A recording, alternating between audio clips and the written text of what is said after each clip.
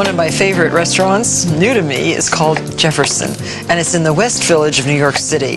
The chef and owner is Simpson Wong, and he's a native of Malaysia with Chinese ancestry, right? Yes. Right. Well, I love Jefferson. Thank you. And we had a great party there just recently. Oh, thank you. Yeah, it was delicious, and I like the design of the restaurant because it's very simple and sensible and beautiful architecture. Thank you. So Simpson's making something that is, I haven't tasted yet, and I'm really excited. It is really a vegetable cake with a little bit of fruit in it. Yeah, I call it cake because it looks like a cake when it comes out. And so I'm helping Simpson slice the vegetables. Yellow squash, green squash.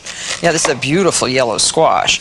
So just long pieces. I like this a quarter inch. I want them to be all pretty much the same thickness so that they cook evenly. So you're going to then roast these to soften them, right? Yes. I have to drizzle it with some olive oil and salt and pepper. Lovely. So a little bit of olive oil. Yes, please. And what temperature oven? It's 375 for about 10 minutes each side. Okay. Oh, each side 10 minutes. Yes.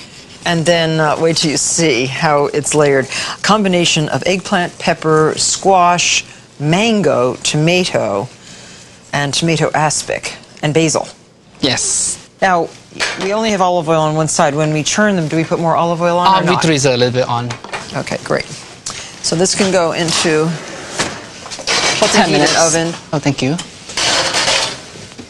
Great. So 10 minutes and then 10 minutes. Yes. Now here are all the roasted vegetables, which look so beautiful. But the tomatoes are not roasted. No, the tomatoes and the mangoes are not, and the basil are not roasted either. Okay. And you are going to create a tomato water. Now this is interesting. What did you do to the tomatoes? Oh, I just simply puree them and then put a teaspoon of salt in it. So how many tomatoes? That 8 Roma tomatoes. Okay. So you pureed them in the food processor? Food processor and put a little bit of salt in it to sweat it. And so that's the water? Yes. And so does that go in here too? We have already some done. Oh, you have it done? Yeah, okay. to heat it up. And then all I have to do right now is just to put some gelatin. The gelatin is to hold the cake together. I have to squeeze this out now. Okay, so there's 5 sheets of gelatin. 5 sheets of gelatin, that for a cup of tomato water. Now, if you haven't seen gelatin sheets, you can get that at baking supply stores, gourmet shops. Gourmet shops especially. Oh, it melted immediately. Just completely melted. Great, okay.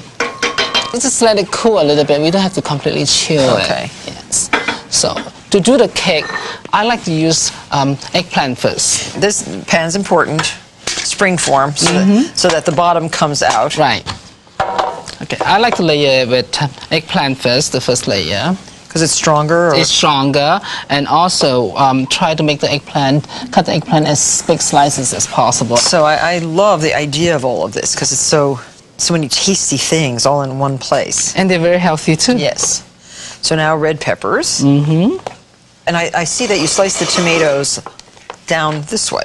Yes. The reason why is just so that by putting it this way, then I can tell that this is one piece, one slice of cake.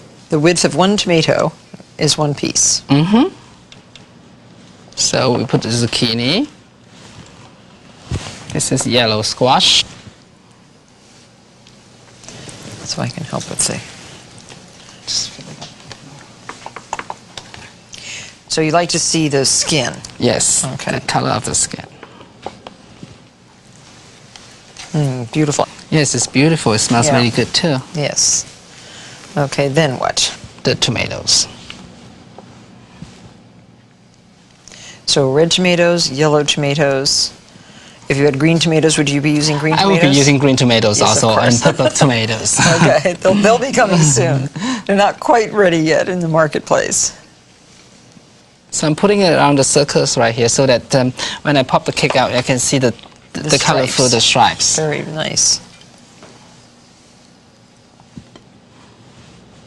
Okay. And then next layer next layer is basil. These are Thai basils which I'm going to just sprinkle on it. Okay, it's so fragrant, isn't it? Yes, it smells really good. The next layer I'm going to put is green zucchini also. And then mango. The mango. Okay. Well, what made you put mango? Is that just because it's typical of Southeast Asia?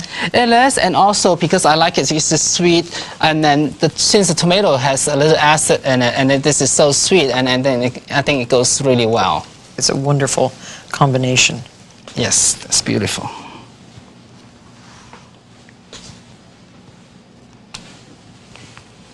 So now what we do, the last step is to put the basil leaf on top of it, of the tomatoes. The points in? Then pointing in.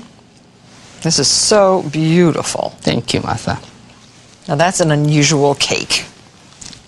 It's vegetable cake instead of chocolate cake. So the last step that we have to do is to pour the tomatoes water in it. Here we have a cup of it. And so the gelatin in the tomato water keeps this whole thing together. Yes, it actually acts like a glue to hold the whole things together. Yeah. And the tomato water is so pure and intense that it adds a different dimension to the cake. Here we have this cake. So that goes into the cooler for an hour. And here's one that's already chilled. All I have to do is just pop it out from the pan here. And that's not a springform pan. Yes. You have a different kind. Oh, how gorgeous. Oh, Thank you. isn't that just spectacular? Oh, how lovely. Well, it's the most colorful layer cake I ever saw. I'll cut it as though... Yes, do it as you would do in the restaurant. So that when all our audience comes to Jefferson, they'll know what to expect. To serve this, I like to put some goat cheese on top. And we just drizzle a little bit of olive oil.